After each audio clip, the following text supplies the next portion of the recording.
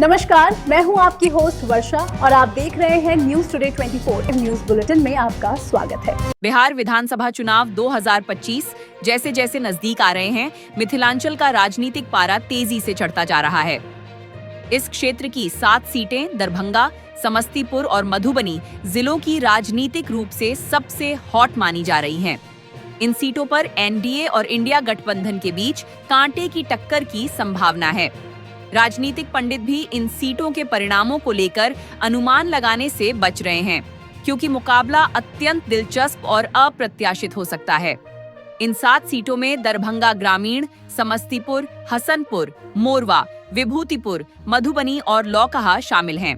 फिलहाल इन 6 सीटों पर राजद और 1 पर माकपा का कब्जा है।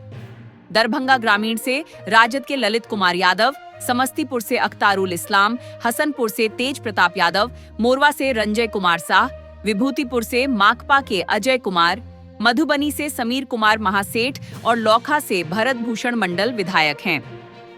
मिथिलांचल क्षेत्र में 30 सीटों में से 23 एनडीए के कब्जे में। मिथिलांचल क्षेत्र की कुल 30 सीटों में से 23 सीटें एनडीए के कब्जे में हैं, लेकिन ये 7 सीटें लगातार विपक्ष के पास बनी हुई हैं। 2020 के चुनाव में लोजपा, लोक जनशक्ति पार्टी के अलग चुनाव लड़ने से एनडीए को इन क्षेत्रों में भारी नुकसान झेलना पड़ा था। उस समय चिराग पासवान ने कई सीटों पर अपने उम्मीदवार उतारे थे, जिससे वोटों का बंटवारा हुआ और राजद को लाभ मिल गया। लोजपा ने 2020 में दरभंगा, समस्तीपुर और मधुबनी की 30 विधानसभा सीटों में से 17 पर अपने प्रत्याशी खड़े किए थे। इन 17 में से 10 सीटों पर एनडीए जीत सका, जबकि 7 सीटों पर नुकसान हुआ। इन सभी सीटों पर जदयू के उम्मीदवार तीसरे या दूसरे स्थान पर खिसक गए। इस बार चिराग पासवान एनडीए में शामिल हैं, जिससे पार्टी उन 7 सीटों को हर हाल में वापस पाने की कोशिश में है। दरभंगा जिले की सीटों का हाल।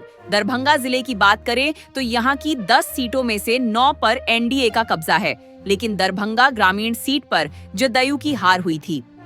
2020 में लोजपा प्रत्याशी प्रदीप कुमार झा ने 17,605 वोट लेकर जदयू उम्मीदवार की हार सुनिश्चित की थी।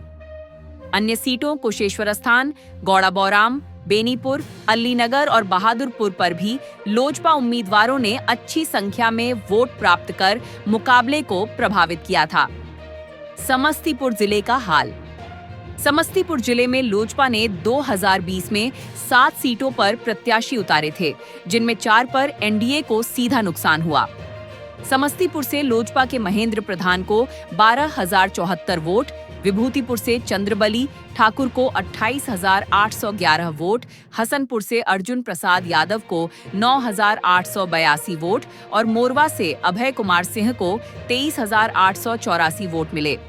इन सभी सीटों पर जदयू उम्मीदवारों को हार का सामना करना पड़ा और राजद ने जीत दर्ज की। मधुबनी जिले में भी लोजपा ने 4 सीटों पर उम्मीदवार उतारे थे, जिनमें 2 सीटों पर एनडीए को नुकसान हुआ।